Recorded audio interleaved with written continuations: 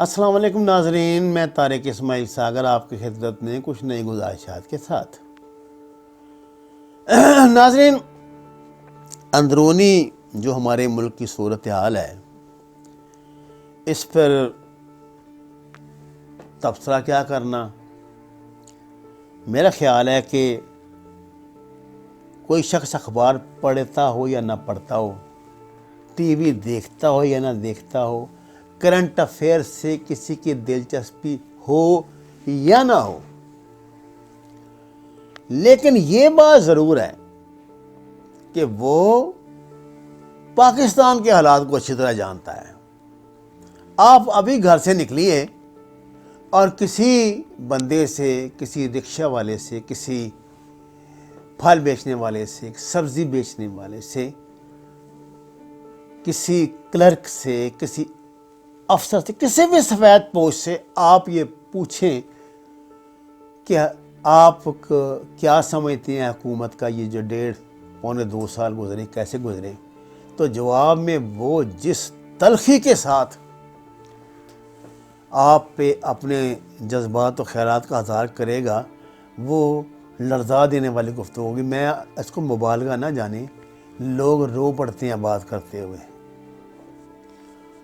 ہم کل تک آج تک آٹے کا رونا رو رہے ہیں، اس سے پہلے ٹماٹروں کا رو رہے تھے، سبزیوں کا رو رہے تھے۔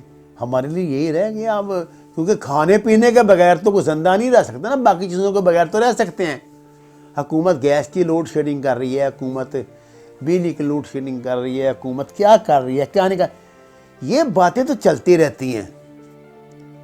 وہ نہیں کم کرتے ہوں گے، زیادہ کرتے ہوں گے، یا یہ کم کرتے ہوں گے وہ زیادہ کرتے تھے، ہمیں اس کا نہیں ہے۔ اور ہمیں یہ بھی بات پتہ ہے کہ کس طریقے سے، کس رفتار سے یہ بلوں میں اضافہ کرتے ہیں۔ ہمیں اس بات کا بے علم ہے کہ آپ جو اعلان فرض کیا، آپ کہتے ہیں کہ ہم 100 روپے کے بل پہ 50 روپے بڑھا رہے ہیں، ہمارے ذہن میں ہوتا ہے 50 نہیں ہے، یہ 80 ہے، 80 یا 75 ہے۔ کیوں؟ کیونکہ آپ نے جو ہمارے گھروں پہ میٹر لگائے ہیں وہ بھی ہیرا پھیری والے، آپ بے ایمان اور خائن اور بددیانت لوگوں کو آپ نے ہم پہ مسلط کیا ہوا ہے۔ میں آپ کو چیلنج کرتا ہوں، دنیا کا کوئی انجینئر آئے، میں اپنا بندہ لاتا ہوں، یہ ثابت کرے گا کہ پاکستان کا جو میٹر آپ نے میرے گھر کے باہر لگایا ہوا ہے وہ جو اس کی نارمل سپیڈ ہے اس سے تیز ہے، 10 یونٹ کے 20 یونٹ بتاتا ہے یا 15 بتاتا ہے کم از کم۔ جتنے آپ میں ٹیکسز لگائے ہوئے ہیں، جتنے جو کچھ ڈیوٹیاں لگائے، جو تباہ برباد کرنے کا۔ اب بات یہ ہے کہ جب ہمیں ایک جھٹکا مرض لگتا ہے نا، کہ مریض کو آپ ایک وہ شوق لگاتے ہیں تو اس کو سنبھلنے کے لیے تھوڑا وقت بھی تو چاہیے، لیکن آپ تھوڑا وقت بھی اسے نہیں دے رہے۔ اب میں نے سنا ہے کہ سوئی گیس کے بلوں کے میں اضافے کا ایک نیا بم آپ ہمارے اعصاب پہ پھوڑ رہے ہیں، اور وہ اتنا، آپ نے پہلے بھی سوئی گیس کی قیمت قریباً ڈبل کر دی ہے، اب میرا خیال ہے کہ آپ 100 گنا سے بھی بڑھانے لگے ہیں، جو اطلاعات ہم تک پہنچی ہیں۔ ہمیں آپ کی جو یہ مائکرو انڈیکیٹرز ہیں ان پہ کوئی اعتبار نہیں ہے۔ کوئی بھی ہم نے تو نہیں دیکھا کہ آج تک کوئی غیر جانبدار جو ہے ماہر معیشت اس نے اس کی تصدیق کی ہو جو آپ کہتے ہیں۔ آپ یہ کہا کرتے تھے پہلے کہ جی انہوں نے تو مصنوعی فضا بنائی ہوئی ہے، یہ ڈالر کی قیمت مصنوعی برقرار رکھی ہوئی ہے، یہ پیٹرول کی قیمت مصنوعی برقرار رکھی ہوئی ہے۔ یار ہمیں تو اس کا فائدہ تھا بھائی، آپ نے کیا کیا ہے؟ آپ نے تو اس سب کچھ کو تہس نہس کر دیا، آپ نے ہماری زندگیوں کا چلن بدل دیا۔ آپ نے ملک میں کوئی ادارہ نہیں نا ہے یہاں، آپ باتیں تو بڑی آپ کرتے ہیں، ڈسپلن کوئی نہیں نا۔ میں کہتا ہوں آپ یہ ریسرچ کروائیں نا کہ 1 مہینے میں خودکشیوں کا ریٹ کیا ہے، وجوہات کیا ہیں۔ اور اب جو لوگ خودکشی کرتے ہیں نا وہ اکیلے نہیں کرتے، عورت کرے گی تو ساتھ اپنے بچوں کو لے کے مرے گی، مرد کرے گا تو عورت اور بچوں دونوں کو لے کے مرے گا۔ اب آپ نیا عذاب ہم پہ لا رہے ہیں گیس بلوں میں اضافے کا. میں یہ طریقے واردات آیا میں اس کا وہ اصل میں آہستہ آہستہ نا وہ ڈوز لگا کے وہ اپنے مریض کو مرنے نہیں دیتے. تو ان کو پتہ لگ گیا ہے شاید کہ اس قوم کی قوت برداشت بہت زیادہ ہے.